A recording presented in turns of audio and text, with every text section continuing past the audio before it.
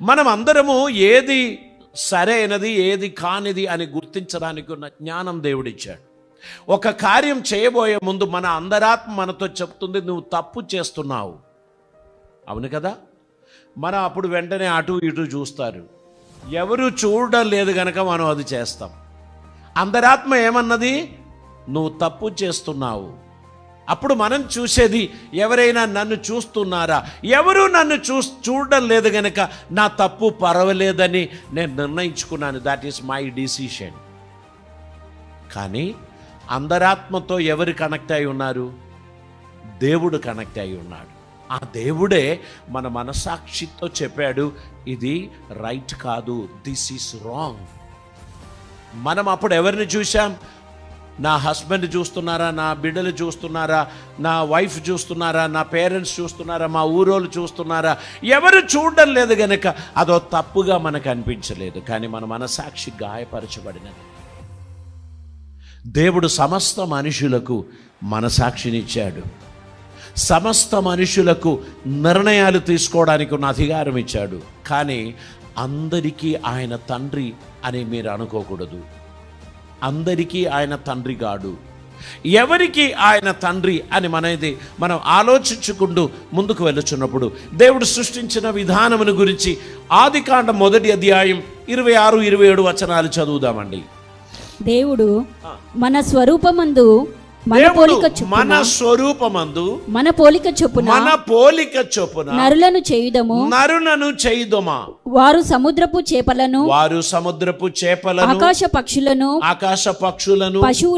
పశువులను సమస్త భూమి మీద ప్రాకు ప్రతి జంతువును ఏలుదురుగాక అనియు పలికెను.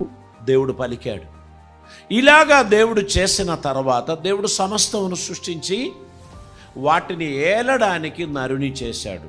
దేవుడు చేసినప్పుడు దేవుడు తన స్వరూపమందు నరుని సృజించెను.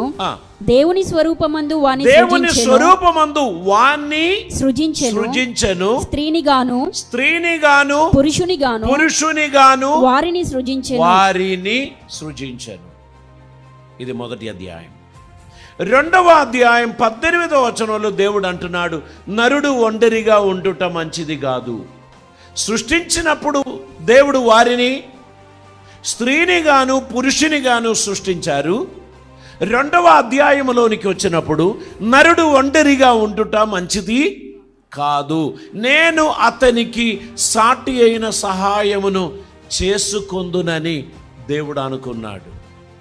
అతనికి గాఢ నిద్ర కలుగజేసి అతని ప్రక్కటి ఎముకను తీసి మాంసం పొదిగించి ఒక స్త్రీనిగా మార్చి తన దగ్గరికి తీసుకొచ్చారు. సమస్త భూజంతువులకు ఆకాశ పక్షులకు పేరు పెట్టిన ఆదం ఈ స్త్రీని చూడగానే, ఆహా, నా ఎముకలలో ఎముకయు నా మాంసములో మాంసము, నీవు నరునిలో నుండి తీయబడిన గనక నీకు నారీ అని అనబడును అని ఆయన ఒక కవిత్వం పాడాడు.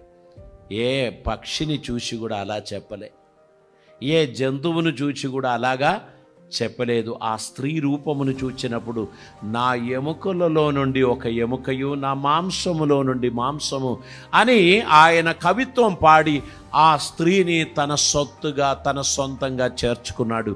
ఇదే దేవుడు చేసినటువంటి కార్యం.